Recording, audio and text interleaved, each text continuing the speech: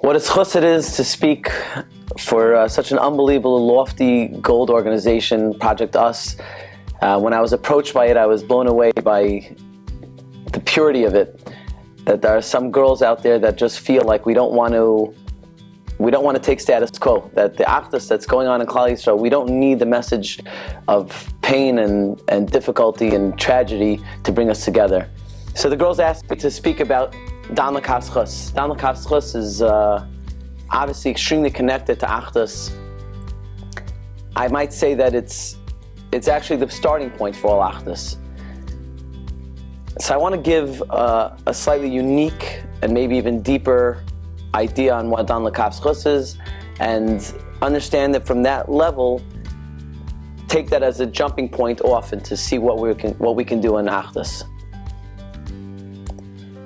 In general, when you're trying to be ma'ache two things, you have two separate things. You have A and B. And the reason why they're separate is because A is A and B is B. The more you have A and B that they can be similar to each other, that's achdus. Echad literally means one thing. Achdus means the unification of two separate things into one thing. When two people feel differently, and I feel like I'm me, and these are my views, and who I am, and where I stand, and my trials, and my tribulations, and my goals, my aspirations, and so on, and you have something different, and that's how I view you as different, then you can't really ever be ma'ache those two things, because they'll always be separate, they'll always be different. The Maseches Nagayim, the Parak Beis Mishnah Hey in Maseches Nagayim says, Kol Nagayim Adam Roach Chutz Mi Negei Atzmo, that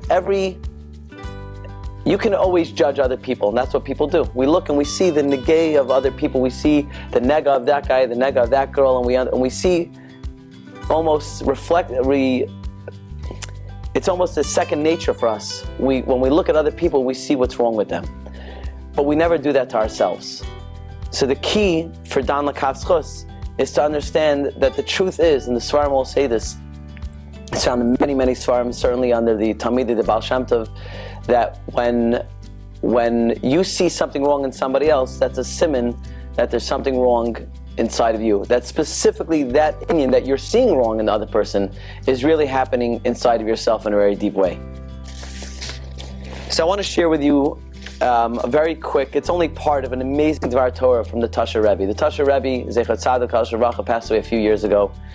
He was an unbelievable tzaddik, and he wrote a sefer called Avodas Avoda. Avodas Avoda, or it's written from his talks he gave, and he gave a talk in Parshas Vayigash in Tafshin Nun Beis, 1991. Now it's important, and I'll tell you later why that's so important to know. In 1991, he gave a talk on Parshas Vayigash, and I'm not going to go through his entire Dvar Torah. It's a beautiful Dvar Torah. In fact, the diukim he makes by looking in the psukim, once you look back over it, you almost think, how did I understand these psukim without him? And he goes through the story, and the story is where Yehuda is approaching Yosef, and he's going to plead for all their lives, for his brother's life, for Klal Yisrael. And he walks up to him and he says, let me speak in your ears because you're like Paro. And then he goes on and he starts going over the exact same story that they just went through over the last few, whatever it was, weeks and months that they were engaged with each other. From the time they walked into Mitzrayim, and he says, we went up to you and we said this, and you said that back to us, and you said this. So the Avodas Avoda asked the very obvious question, which most of the Rishonim and Farshim ask, why are you going over the same story? You're saying the exact same thing that just happened. He says an unbelievable yisod that's really something that we probably understand, but we need to talk about. He says the difference between what's happening now and what happened while they were going through the story and the conversations that they had back and forth was there was ein melis beinosim, there was no interpreter anymore. See, Yehuda, and this is the first step of Dan L'Kav Zchus, Yehuda said something's wrong here. I'm saying this and he's hearing that. I see him lying to us and making up things and accusing us of things when that's not happening. It's not adding up. See, when you have two normal people, when you have a normal person and they're not acting normally, that means there's something missing in the equation. If 2 + 2 is equaling 5, you're missing an integer. You're missing some part of the information. Most of the time, if not all the time, when there are problems and we see somebody being different than us in a way that bothers us, it's because we are missing information. There's something missing in the story. I've seen it 1,000, if I've seen it 1,000, it's 100,000 times. I go through this all the time. People come talk to me. This person did that, or even in my own life. And our neighbor, and this and that, and they said, and they did, and how could they, and a friend. People are good. And people are, for the most part, are healthy, good people. There's a lot of unhealthiness today, but people are good and they're healthy. And when you're seeing them do something weird and unhealthy and not good, the challenge is to say, what am I missing? There's something missing in the story. So he said, well, how do I know if something's missing? Because we've been talking to him and he's been talking to us, but what can I do to make sure that we're being clear? So he took away the melitz, he took away the interpreter, and he said, let me speak ba'aznei Adonai, let me speak in your ears. When I'm speaking in your ears means it's going to be real. See, when you have something in between A and B, then A can't express itself truly to B, and B can never express itself truly to A, because there's something in between that's filtering that, and thereby it's not as pure, it's not as real. I tell people all the time when they're in dating, up until the time you get engaged, you should only be seeing each other.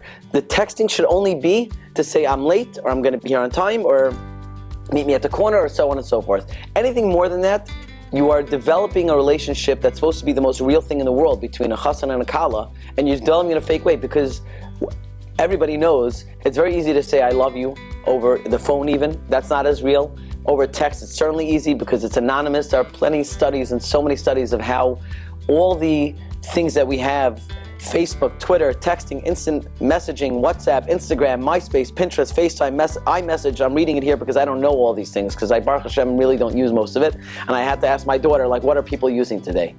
All these things. In 1991, you wanted to send something other than the phone or speak to somebody, you had to do that horrible dial-up. You're all in high school that this is going to this video, so you don't even know what I'm talking about. You ask your parents and it was this cranking, horrible thing. It was just horrible. And you emailed somebody that was in Israel instead of snail mail. Nowadays, there are so many things in between us that we're not having a real experience anymore. We're not getting to judge and to experience the person in a real way. And that alone, even if it's as accurate as can be, can never be truly accurate. So Yehuda says, let's remove the melitz beinosim. Let's speak person to person. And then what was the end result? Well, Yosef cannot hold back. He simply couldn't hold back, which means the Rebbe says he wanted to hold back, but he couldn't anymore. And Yosef devised the plan to put a melitz between them, because he said, then we really can't connect, because there'll always be something between us. So I want to share with you just a minute and a half. There's a poem by Charles C. Finn. That's one level of it. A deeper level of what stops us from seeing people for who they really are. It's called Don't Be Fooled by Me. He wrote in April 1967. Allow me just a minute and a half to read it to you. Please don't be fooled by me. Don't be fooled by the face I wear, for I wear a mask. I wear 1,000 masks. Masks that I'm afraid to take off, and none of them are me. Pretending is an art that is second nature to me.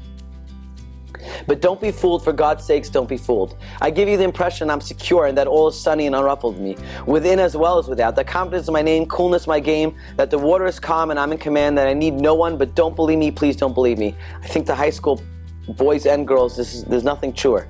My surface may be smooth, but my surface is a mask, my ever-varying and ever-concealing mask. Beneath my smugness lies no complacence. Beneath it dwells the real confusion, fear, and aloneness. But I hide this. I don't want anyone to know it. I panic at the thought of my weakness and fear of being exposed. That's why I frantically created a mask to hide behind. Nonchalant, sophisticated facades to help me pretend. To shield me from the glance that knows. But such a glance is precisely my salvation, my only salvation, and I know it. That is, if it's followed by acceptance, if it's followed by love. It's the only thing that can liberate me from myself, from my own self-built prison walls, and from the barriers I so painstakingly erect. It's the only thing that will assure me of what I cannot assure myself, that I'm really worthwhile. But I don't tell you this, I don't dare to, I'm afraid to. I'm afraid that your glance will not be followed by acceptance and love. I'm afraid you'll think less of me, and you'll laugh, and your laugh will kill me. I'm afraid that deep down I'm nothing, and that I'm just no good, and that you'll see this and reject me. So I play my game. My desperate pretending with the facade of assurance without and a trembling child within. And so begins the parade of masks, a glittering but empty parade of masks, and my life becomes a front. I idle chatter to you in suave tones of surface talk. I tell you everything that's really nothing and nothing what's everything and what's crying within me. So when I'm through going through my routine, do not be fooled by what I'm saying. Please listen carefully. Try to hear what I'm not saying, what I'd like to be able to say, but for survival I need to say, but what I can't say. I dislike hiding. Honestly, I dislike the superficial game I'm playing and the superficial phony game. I'd really like to be genuine, spontaneous, and me. But you've got to help me. You've got to hold out your hand, even when it's the last thing I seem to want or need. You can help wipe away from my eyes the blank stare of grieving dead. You can help call me into aliveness each time you're kind, gentle, and encouraging. Each time you try and understand because you really care, my heart begins to grow wings, very small wings, but very feeble wings, but wings. If you choose to, please choose to. You can help break down the wall behind which I tremble. Interpreter. You can encourage me to remove my mask. You can help release me from my shadow world of panic and uncertainty, from my lonely prison. So do not pass me by. Please don't pass me by. It will not be easy for you. A lone conviction of worthlessness builds strong walls. The nearer you approach me, the blinder I may strike back. And listen how he ends. It's irrational, but despite what books say about man, I'm irrational. I fight against the very things I cry out for. But I am told love is stronger than strong walls. In this lies my hope, my only hope. Please help beat down those walls with firm hands, but gentle hands. For a child is very sensitive. Who am I, you may wonder? I'm everyone you know. I'm every man you meet and every woman you meet. These walls are interpreters. These walls that we build up.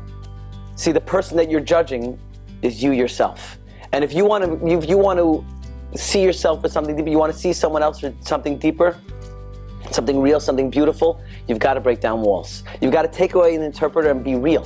When you're real, you'll interpret the person correctly and you'll be Dan L'Kaf Zchus. So let me tell you something, 2 quick practical ideas. Number 1, remove the external interpreter. Take the mental choice to decide that you are no longer going to have a real conversation with a friend, sibling, parent, anybody with a texting, Facebook messaging. I never have conversations like this.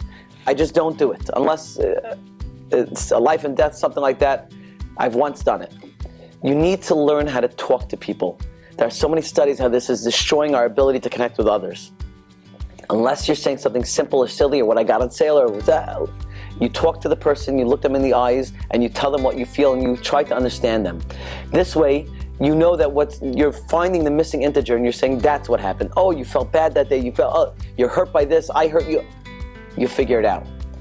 And B is remove the internal interpreter. The internal interpreter is you walk up to somebody and because of the way they look or the way they act or they're too much to the left, too much to the right, and you've had experience with somebody like that, someone with a beard, somebody like this, somebody like that, and you say you've already interpreted them because of the masks and the walls that you've built up. Hashem wants us to break down walls. That's how we build the ultimate wall around Yerushalayim and the wall of the Beis Hamikdash. We have to break down walls. We have to see people for the beautiful people they are by first seeing ourselves like that, and remove all the interpreters and all the walls that we're putting up between each other. May HaKadosh Baruch Hu give Project Us and all of us involved in that the ability to follow all these monthly messages and to carry them out, to build True Achdus, and with that we should bring Mashiach's kingdom here. V'meinu Amen.